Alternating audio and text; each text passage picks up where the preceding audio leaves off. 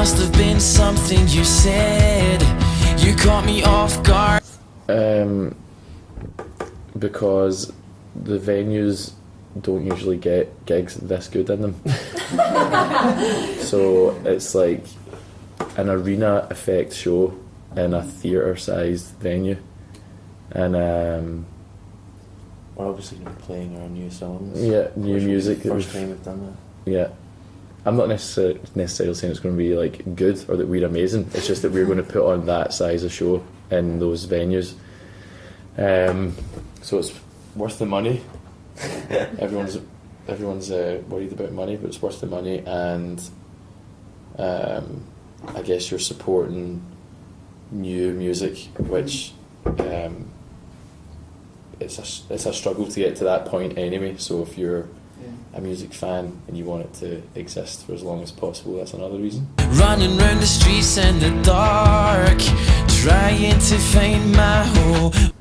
Have we what? Sorry, stepped it up? Yeah. I think so. We've got a bit of a disease where we just basically are like, just do everything. Just do it all. Just like, oh, that's how much money we have to spend. Let's just Spend it all. yeah. But we're just like really. We've always enjoyed going to shows and seeing how people put on shows in like bigger venues, and we've always aspired to be that band. So whenever we're given the opportunity, we just want to do that and just put on like the biggest show that we can. And ultimately we're all in the band to because we enjoy playing gigs, and that's kind of, and shows, and that's kind of the main reason we do it. So it's all about just putting on the best one possible. Let me wet you off of your feet. Let me show you how it feels to be. We think that it's one of the better songs on the record, just simply put, and it's got it's got like a really simple, universal message, but also it's quite catchy, and hopefully that makes you feel good. But then when you actually think about it, maybe makes you stop to think for a second, which not many rock singles do in an honest way. So that was why. I know you're gonna feel alive. Yeah, a few times, man. We played here. First time we ever played here was 5 years ago. 5, 6, 7. Ooh. A long time. I think it was 7 years ago. We played. We played here in the same room, and we were the first band on of 3. The third band being Biffy Clyro, and they told us the night before that they wanted to take us on like a 6 or 7 day tour, and we came down here. We drove down from Inverness like overnight in the van and had like 2 changes of clothes to be going tour for like a week. So being back here, it's like all those memories are coming back. But we've played like Hull Fruit, the Lamp. Was it called The Lamp or just Lamp? It was. Yeah, It's closed now. Oh, it's not. They tried to open it and rebrand it, but now it's closed. Did we play at Delphi? That's how did we do that? I can't remember. We've been here a few times. No, we've been here like 4 or 5 times, I think. I bought a case for my hard drive from PC World in Hull. Oh yeah, So did Ross. There you go. Those are the facts. Atlantic and Hull.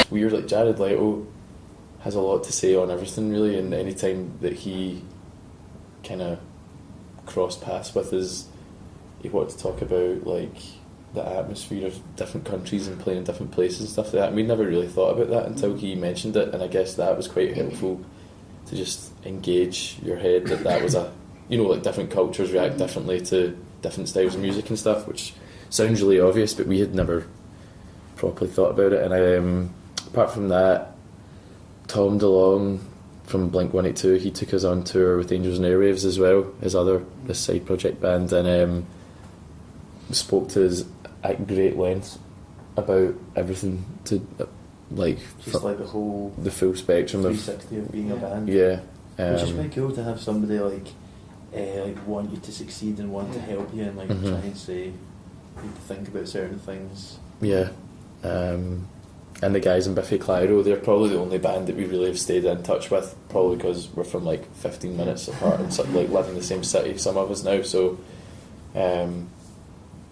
those guys the guys in Biffy kind of like showed us how to put on like a professional gig, really, and like their crew guys and stuff like that we stayed friends with and everything. Yeah, it's a risk worth taking to have a life worth living. Oh my god, that's really. Oh man, I think some of those Blink shows that we did were pretty hard to beat in terms of show.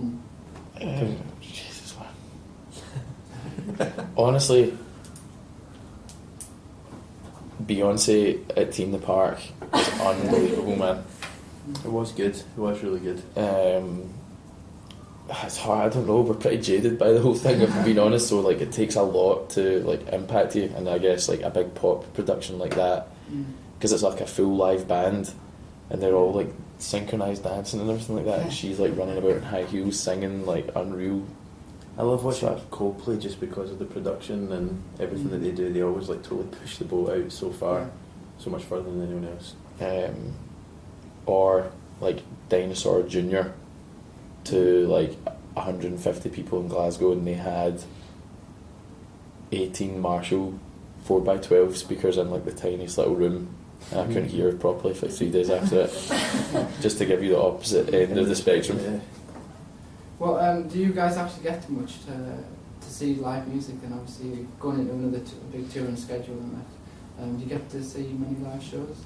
We were talking about it the other day, and we thought we didn't, and then we started to like say about all the things we've seen in like the last 2 years, and we're like, shit, actually we do. Yeah, we do. Loads, We're man. really spoiled, especially at festivals, because there's so many different bands like just on that you can just wander and see everyone. A big mixture of stuff too. Like, it's not like, because although we're a rock band, it's because we enjoy making that sound, but we kind of listen to everything. And Barry was at like a sit down Ryan Adams show the other day, but on stage he's like In Kiss. Mosher mode. So it's like, yeah. How does playing at like I don't know if you played SU gigs before, but how does it play? How does it differ to playing in like the bigger venues that you? What have we done? We've done quite a few, like uni gigs. People are always really, obviously, up for having a good time. Usually wrecked, which can be good or bad. You never know. Touch wood. Is that wood? I don't know. We're usually like relatively lucky. We don't have too many hecklers or things like that. That's always a worry, isn't it, when you're in a room with people who maybe don't know who you are and they're just like. I enjoy a good heckle though, anyway, so it's alright. To hold on. There's a band from our city. They're from Glasgow, aren't they? Prides. Yeah. They're starting to kind of get played on the radio a bit just now through Radio 1, and they just got put on a playlist, and they're good. They've been in a few bands before that have kind of been on the cusp of making it, and then they haven't, and then blah, blah, blah. So hopefully this time will be the time for them. Very good. Father Son, they're another Scottish band. It's going to be all Scottish people. There's an acoustic singer-songwriter guy called Michael Cassidy that we've taken out on tour, and I thought he was good before we went on tour, and then I saw him live, and he's like, unbelievable. He's worth checking out. We could do a weird one, which is like a Scottish band that are from Brighton now.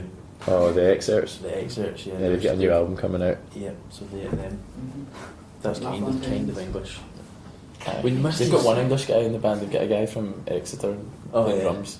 We must know some other music apart from Scotland. Eliza and the Bear. They're nice guys. Yeah, they're from just outside London.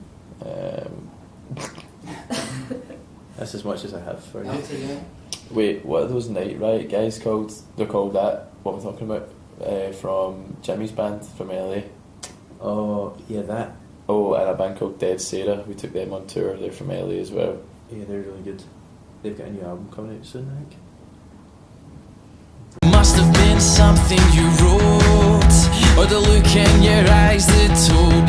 There's a lot of young people at unis, and young This people is like good music. things so there you go. No, it's part of the reason why we do these gigs. You know what I mean? Because we started off doing Glasgow Uni Freshers Week shows and stuff like that, and we found it to be like a really good, well, like obviously fun experience for us on stage, but then also like at the end of the year we would do a headline show and people would say, oh, I'd never even heard of you guys, and like I went to uni in Keele. No, because I'm talking about Glasgow. What am I talking about? I'm from Keele, and I came to Glasgow Uni and saw you guys and blah blah blah. So we found it to be like a really good place to like make new fans and stuff. You can listen to my heart explode like the sound of the wind on.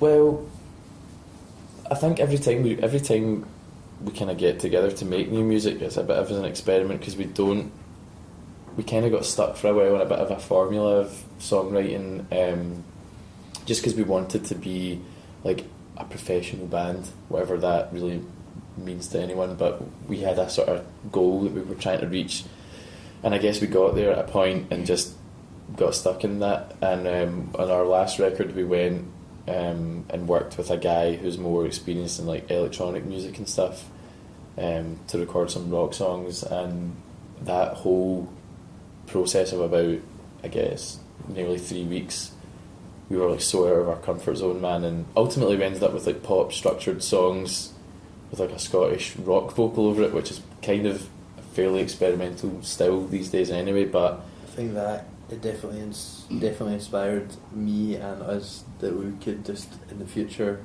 never like set a boundary or like a barrier, just kind of explore everything, because it was that's where I think some of the best songs came from for the album. So if we hadn't done that, then we just wouldn't be here probably. Aye, we kind of started off there as well. Like our first EP's got like a 7-minute long like a 10th metal, a 10th ballad, a 10th like indie pop song, like and then there's a bit that's got cello, it's like classical music in it and stuff. So if we're regressing to like get better, hopefully.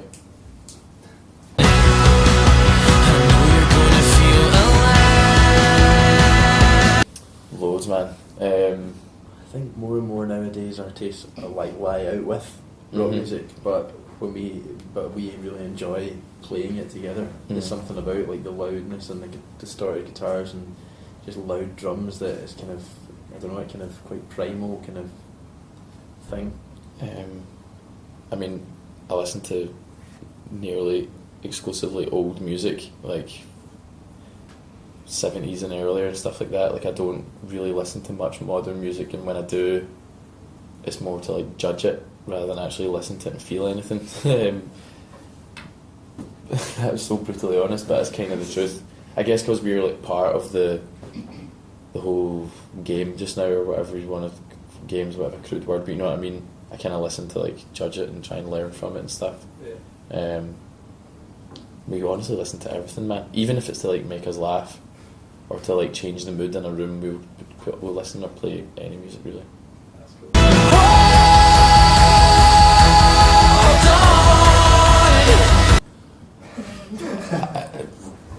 Really strange because we had absolutely nothing to do with it. You know what I mean? And it's really cool that the song got used. Like, not to sound ungrateful or anything, it's because it really gave us this massive platform for people in other countries to even recognise our name a little bit the next time they see it in a magazine or that we're doing a show there or something like that. So it's kind of given us a foothold in a bunch of places. Like we're going to South Africa and Australia hopefully next year, and that definitely helped get our name out there. And we got told, this story hasn't been validated yet, but we got told that Felix Baumgartner, the guy who did the jump, had a selection of like 2 or 3 songs, and he picked our song based on the lyrics and the feel of the music. Made him like excited about doing the jump and stuff, which is true. I don't know. Anyway, which is good. I don't know if it's true. That's what I'm trying to say. Probably just across the UK, really. Like we play to most people probably in like London or Birmingham or Glasgow or like big cities kind of thing. But you hope to go further, like all around the world. And Yeah. Like we're starting to do quite well in like Germany and America and stuff. We're getting played quite a lot on the radio in America and Canada. And we did the Warped Tour in America, not truly realising that we actually had any real fans. Like, we thought we had people that had seen us supporting bands in the States before, because we've toured there, I guess, for like the last 5 years, and then they'd maybe forgotten about us because it takes a while for us to go back. And then on the Warped Tour, there was some shows there was like maybe a couple of 100 or 300 people at a few of them, and yeah, that was before even our new record or this song went on the radio over there. So hopefully, get even better and bigger. yeah. In Australia, I think we're doing. Yeah. We seem to. People We're feel doing like well. we're doing really well. Yeah. Yeah, it's a risk worth taking to have a life worth living. Our view on it was that it was ultimately a really positive thing, because I guess it showed not just Scotland that democracy could still work, but I think it maybe inspired a lot of other disenchanted but politically minded people around the world, that there was still a voice for the people. And ultimately the voice of the people was heard in Scotland, and the vote was a majority for no. So, I mean, I guess our view on it was more that it was like a really healthy exercise for politics. You need to hold on. You need to hold. It depends what you mean by music. If you mean music industry and like the behind the scenes workings of it all, there's definitely certain avenues of it where having a degree would help you get a few years ahead of other people that are just doing it from like grassroots level. But to like be in a band, You just need to get in the back of a van and just go. Yeah. Can't learn it in a lecture hall. Yeah, not really. And the stuff that you do learn in a lecture hall, I think, restricts you creatively and makes you, what's the word? Just comply with the set rules of like, I don't know, pop or Yeah. You conform to like that moment's thing, but in order to be successful, you have to preempt the next thing. That's which just no one can touch. true. That's just our experience. That's what we did, and it worked for us. Like, we were all in uni or about to go back to uni and try again and stuff like that, and we were just like couldn't really. It was like having a split mind. It was like having a split personality. Yeah, and you kind of have to live and breathe music, I think, to have other people like buy into your music, not financially, but like, emotionally and everything. You need to hold on. You need to hold. I think being all together, we recorded, like Sam was saying, some of the album in just outside LA, and with a producer called Jack Knife Lee, and basically coming together, the first single, Heart and Soul, when we were all in the room together at the end and it was all starting to come together, we were hearing for the first time, I don't know, it was just like this exciting kind of weight off your shoulders, euphoric thing. We've been trying to like evolve as a band, and we were sort of not struggling to do it, but just we were a bit stuck. We were like almost there, and that was the moment where we sort of realised that we'd kind of done something a bit different. That, and when it was Craig's birthday, when we were recording the first part in Wales, we had like it was a bit of an anticlimactic surprise birthday party, but we got my cake and all this like Prosecco and beers and stuff like that, and there's like a big sort of lounge, and it was my job to get him from his bedroom, because it was like a residential recording studio. We all lived in the studio, from his bedroom to the main room without him realising it was like a surprise birthday thing. And I told him there was a bird trapped in the living room, and he had to go, "This is great, we'll try to catch this bird." And we all him and I ran along, and it was like a surprise birthday thing. That was a nice memory. I know you're